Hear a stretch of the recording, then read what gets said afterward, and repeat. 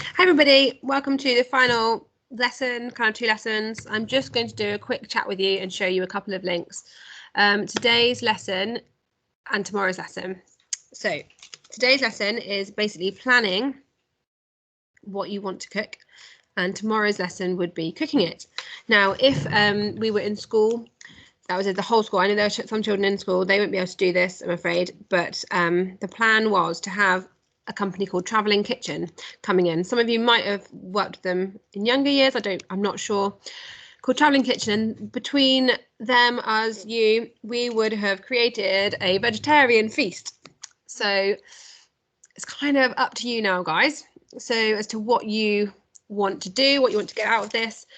But I know that I'm going to challenge myself. I've already told Scott that I'm going to cook as a kind of, not necessarily 3-course meal, but I'm going to do some more vegetarian dishes. Just as a, want to try out some new recipes, want to try something new. I know that I definitely need to eat less chocolate. So I thought about how I can make cakes, but that are maybe made from vegetables. I mean, obviously you've heard of carrot cake. That sounds crazy, but actually delicious. I did find like a banana loaf, but not banana. It's ginger and oat and something else. And I thought, oh, that sounds healthier. The only sweet thing in it was honey, which is a very natural sugar rather than putting lots of sugar in it. So I thought that could be our pudding. I'd also wanted to try stuffed peppers, and then I'll think of something else for my starter. So I'm going to be trying this at home, and I might even share my pictures on the school Twitter page as well with you. So today's lesson is the planning stage. I'm just going to see what I've written for you all. So you've got to plan your ideal vegetarian feast.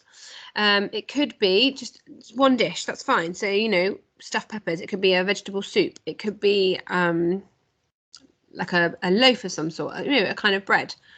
It could be that you want to do lots of different dishes. It could be that you want to do a starter, a main, and a pudding, but they're all a vegetarian or maybe even all vegan, who knows? The question I had was, why would we maybe choose savoury over sweet? And then think back to our teeth experiments and our teeth lessons and about what sugar does to your teeth. So maybe choosing a savoury meal over a sweet one would be better for us. When you've planned your meal and you think, right, I've got this, what I do want you to do is to have a look back to your first couple of lessons where you planned your perfect meal and think about what differences you've chosen now. So have you chosen a healthier meal? Have you chosen a more balanced meal? What do you see that's different between it? So yeah, today's lesson is to plan, today's task is to plan the vegetarian meal you want to make. It might be that you don't get to make it. It might be that you don't have to do it tomorrow. You could do it in the holidays. It could be you do it at the weekend. You could be doing it with some family members. That's fine. So to plan what vegetarian meal you would like to have, and then to compare it to the meals and the plate that you designed at the beginning of the term. Any further learning would be to look at different food groups that you have included. So, for example, if you've chosen a particular pasta dish, I know that's got carbohydrates in it. Is there protein involved? Is there some fruit and vegetable involved? So what have you chosen to do? Now, I have shared some links with you on there. These are just 2 websites I found that I thought were helpful that you've got access to. So I'm just going to show you them quickly now. I did find some recipes on Twinkle as well. So if you can get on there, that's quite helpful. But it involved lots more printing, so I didn't want to do that. So here you can see on Espresso, that one of the links that I've sent you is this one. It's in PSHE, health and fitness, healthy eating, and then I clicked on this button here, recipes.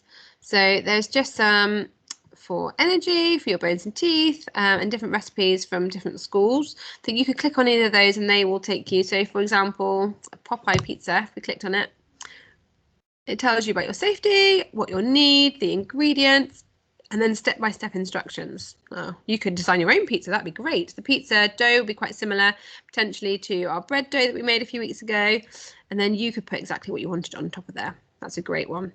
The second website was Change for Life by the NHS. This one I've also sent out to you for the PE links, which was the activities here. So you might already recognise this website, but here you've got food facts. So lots of information that you could take on board. And then here there are recipes. Now I know there's also a linked website to this called Start for Life.